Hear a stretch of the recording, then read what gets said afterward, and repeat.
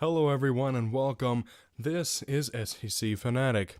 For those of you who this is your first time watching or listening, this is just a show, a podcast, whatever you want to call it, that essentially gives news, interviews, and just other completely random stuff, mainly doing with SEC and sports and that kind of thing.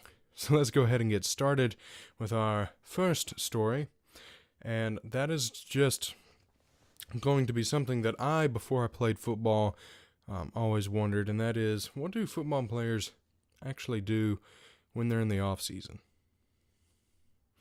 So I did a little digging, because I don't just want to go off of my own experience, focusing on the SEC. I want to focus a little more on college-based stuff. And so essentially what they do on the college level for most colleges is you go through your season and then you stop.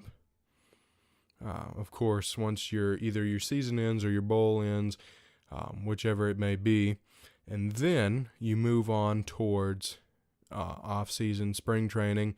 You have your practices, and then usually get a couple weeks break for finals.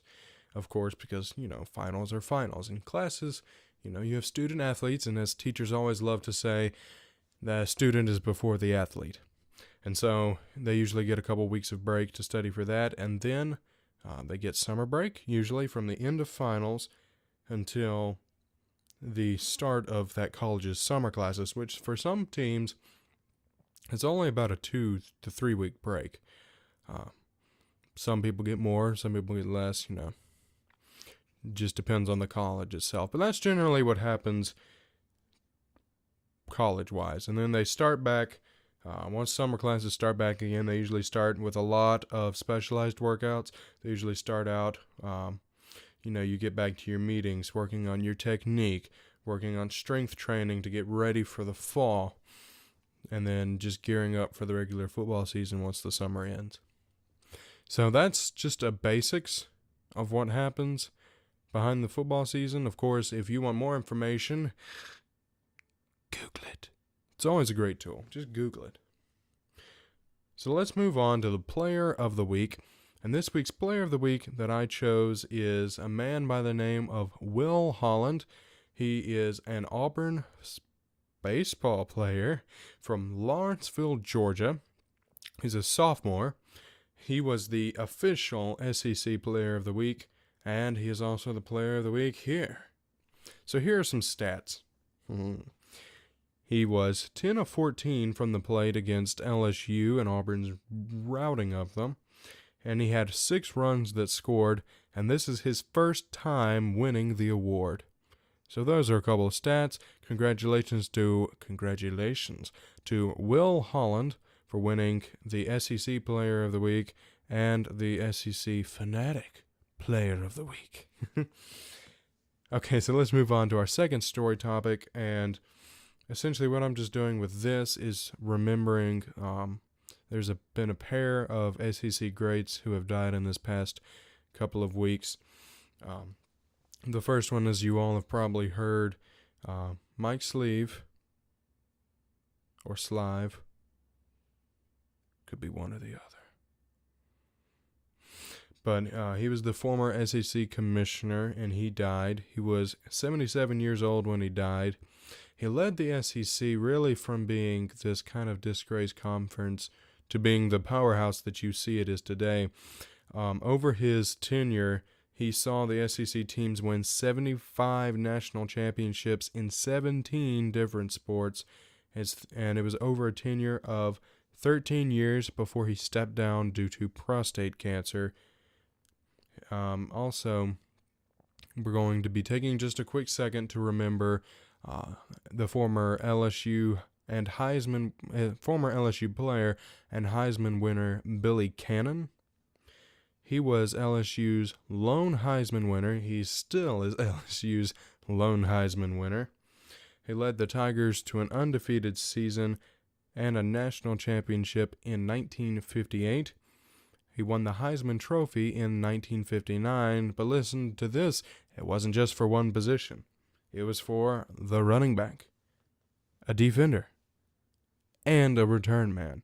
So this man was a jack of all trades.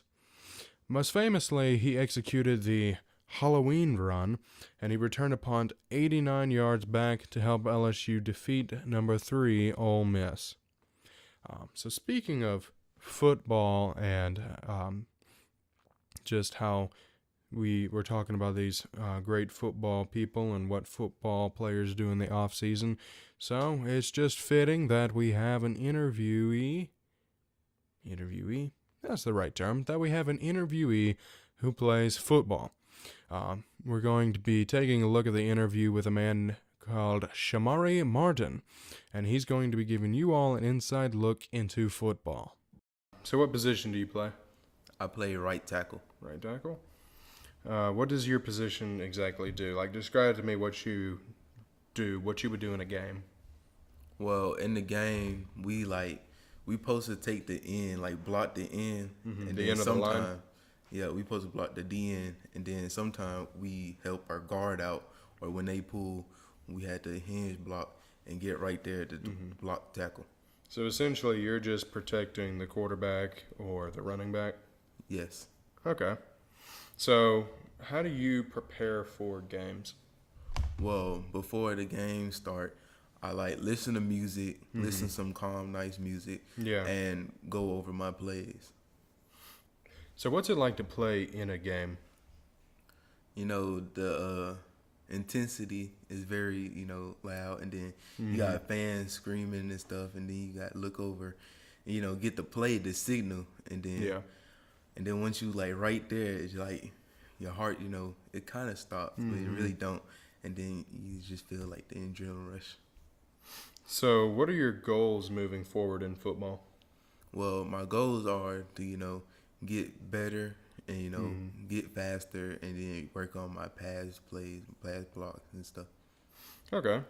So what about football do you like? Like, what makes you like football? Well, what made me like football is you get to protect the quarterback. I know that's fun. Mm-hmm. And then, you get to block other people that you don't know or you do know. And then it'd be fun because, you could put them on the back and pancake them. Yeah. Well, all right. Thank you. You're very welcome. Okay, thank you, Shamari. Okay, so this week's crazy sport is wife carrying. So it originated in Finland. There are different stories as to its creation, but I just went in and I found the rules to the North American Championship run. This is not the world, for all you people out there in the world, not in North America. These are the North American Championship rules for those of you interested in wife carrying. For all the bachelors out there, don't worry. If you want to still play, you can, because teammates are not required to be legally married. Also, if you're worried about your noggin being restricted by a helmet, don't worry, because helmets are not legally required helmets are not required to be carried by the competitor on the North American. However, if you are someone playing in the World Championship, if you're a world champion in wife carrying, then you gotta have a helmet. The only special equipment that you, the carrier, may wear is a belt. So, good luck with that. With your belt as your aid, you may carry a wife through an obstacle course. That's essentially what this is. There's no minimum weight for the female competitor. There is for a world, but not for there's also not a maximum weight. So, if you are a 2-ton human being, you too can be carried through an obstacle course. Just to put it simply, competitors run an obstacle course while carrying a wife. So comment below if you are feeling the need to try out wife carrying yourself. Thanks for watching. This is SEC Fanatic.